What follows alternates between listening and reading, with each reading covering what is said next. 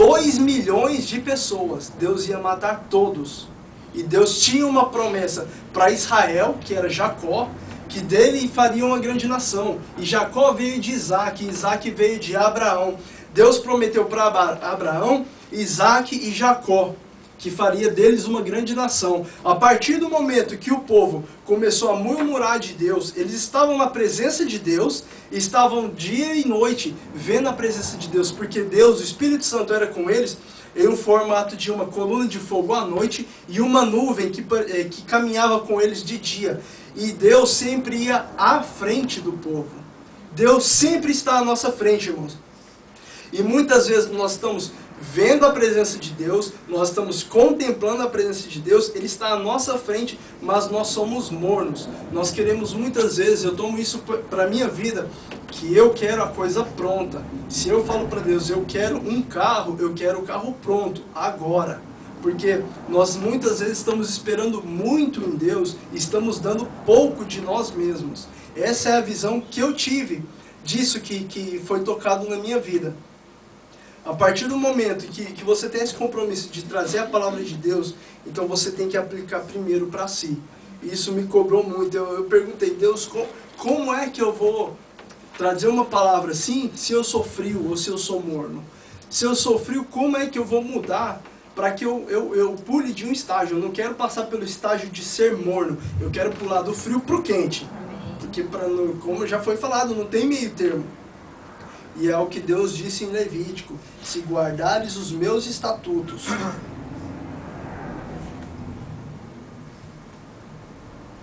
Amém, irmãos? Amém. Vamos voltar lá para Apocalipse. Amém.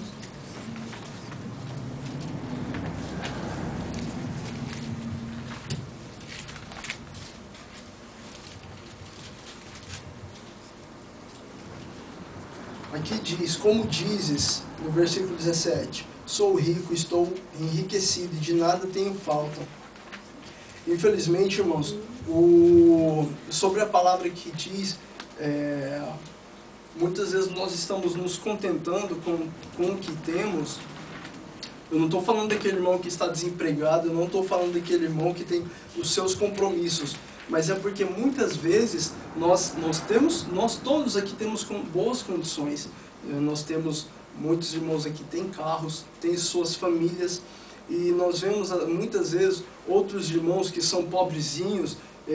Não precisamos nem citar muitos exemplos, é só nós olharmos para as pequenas igrejinhas que nós temos no Brasil. Não precisa nem imaginar a África, a miséria que o povo vive, mas vamos imaginar as igrejinhas pequenas do Brasil, que é lá no sertão, e muitas vezes aqueles irmãos estão clamando pela presença de Deus, estão realmente quebrantando seus corações, e nós temos tudo com abundância e fartura, e nós ainda estamos aqui nessa condição de não estarmos nos dedicando em totalidade a Deus. Nós temos muito mais que nos regozijar, é claro, nos alegrar por tudo que Deus tem feito nas nossas vidas. Mas ainda eu creio que deve faltar um compromisso maior. Eu não quero tirar a base, não estou falando que o irmão que está sentado no banco é frio ou morno ou o que seja, mas muitas vezes nós estamos sentados nos nossos lugares e existem pequenas coisas para serem feitas. Muitas vezes eu já julguei o pregador que sobe aqui, muitas vezes eu já julguei a equipe de louvor, eu já julguei o diácono, mas irmãos, a obra de Deus é muito grande. Nesta igreja aqui é pequena a obra de Deus. Nós temos uma equipe de louvor, nós temos vários pregadores, nós temos diáconos, então nós temos muitos irmãos que sirvam. Então, muitas vezes nós queremos passar de um ponto para outro ponto muito alto, muito de repente. E existem pequenas obras que podem ser feitas. Não estou falando que são serviços inferiores. A palavra de Deus diz no livro de Levítico que a tribo de Levi foi toda separada para a obra do santuário de Deus. Então, eram 12 tribos e uma foi separada Quantas mil pessoas deviam ter naquela tribo? 40.000 pessoas. E todos serviam no santuário. Então, meus irmãos, às vezes nós vemos aqui, a igreja tem 50 membros, mas desses 50, quais têm o compromisso com a obra dentro da casa? Existem irmãos que vão ter compromisso dentro da casa de Deus, como eram a tribo de Levi no tempo da peregrinação do povo hebreu. Eram os irmãos que faziam ali as ofertas ao Senhor, eram os irmãos que limpavam o tabernáculo do Senhor, eram os irmãos que serviam. Então, às vezes, existem as obras dentro da igreja, existem as obras fora. Aquele que é de fora vai fazer um evangelismo, vai fazer uma pregação. Aquele que é de dentro, desde arrumar as cortinas, limpar um tapete, até vir subir aqui para fazer uma pregação, para entregar ao Senhor um louvor, tudo isso é obra de Deus. Muitas vezes nós almejamos um lugar mais alto, mas nós nos esquecemos que quanto mais alto você subir, mais dificultoso é, e mais compromisso você tem que ter com Deus. Eu pensei assim, Deus quer que eu traga uma palavra hoje, o que eu vou fazer? Eu não sou homem de dar a palavra, mas o meu treinamento veio através do discipulado, que nós discipulamos o seu Oliveira, nós discipulamos a Fernanda, e nós fomos assim devagar. Hoje Deus me deu a oportunidade de estar aqui num sábado, trazendo essa palavra para a igreja.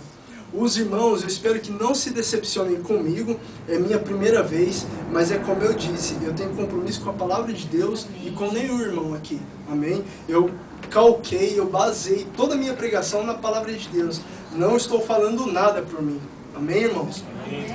Aqui diz, aconselho-te que de mim compreis ouro, provado no fogo, para que te enriqueças.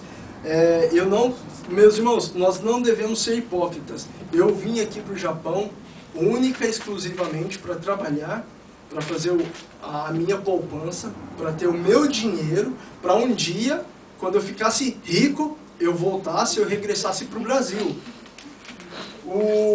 E nós temos que ver, muitas vezes, nossa caminhada é difícil. Eu não vim aqui para o Japão para evangelizar, eu não vim aqui para pregar. Isso tudo é consequência de eu estar na casa de Deus buscando a Deus. Se hoje eu toco na equipe de louvor, é porque Deus me chamou para isso e Ele está me usando. Eu não tenho capacidade para nada. Porque a palavra de Deus diz, sem mim nada podeis fazer. Eu estou colocando a minha vida na presença de Deus. Com minhas falhas, se for enumerar, se for colocar números nas minhas falhas, pode completar um caderno desse, com falhas, pecado, erro. Mas eu estou colocando a minha vida diante de Deus, para que nós venhamos a dar fruto. Amém? Se Deus me colocou hoje no compromisso de estar trazendo a palavra, então o meu compromisso é com Ele. Ele usou a boca de um irmão para que me convidasse, mas eu já estava me preparando. Tudo na palavra de Deus.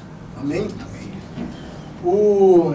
Aqui dando continuidade no versículo 18. E vestes brancas para que vistas, e não apareça a vergonha da tua nudez. Muitas vezes, irmãos, nós aparecemos aqui nós sabemos que tudo diante dos olhos de Deus está descoberto e nu. Não existe nada, está patente e nu. Não existe nada que nós possamos esconder de Deus. Mas a nudez aqui que Deus está nos falando, muitas vezes, é sobre o nosso pecado. Se você tem um pecado, irmãos, que se conserte, que você vista vestes brancas para cobrir a sua nudez, para cobrir o seu erro, o seu pecado. Porque Adão e Eva, quando eles comeram do fruto do conhecimento do bem e do mal, eles descobriram que estavam nus. E o que vai cobrir a nossa nudez é a santidade, amém, é a vida com Cristo, são as vestes santas de Cristo. E que unja os olhos com colírio para que vejas. A palavra de Deus diz que a tua palavra é luz para o meu caminho. Como você vai enxergar se você estiver na escuridão? A palavra de Deus é o que vai clarear o seu caminhar com Deus. Então, este é o nosso colírio espiritual. É toda a palavra que vem de Deus, através da Bíblia, através de profecias, através de irmãos, através de sonhos, através de louvores. Deus fala conosco de várias maneiras. Aqui no 19 diz: eu repreendo e castigo a todos quanto amo. Sê, pois, zeloso. Então, isso não é uma coisa que nós venhamos a nos arrepender, que nós venhamos a fazer hoje. A palavra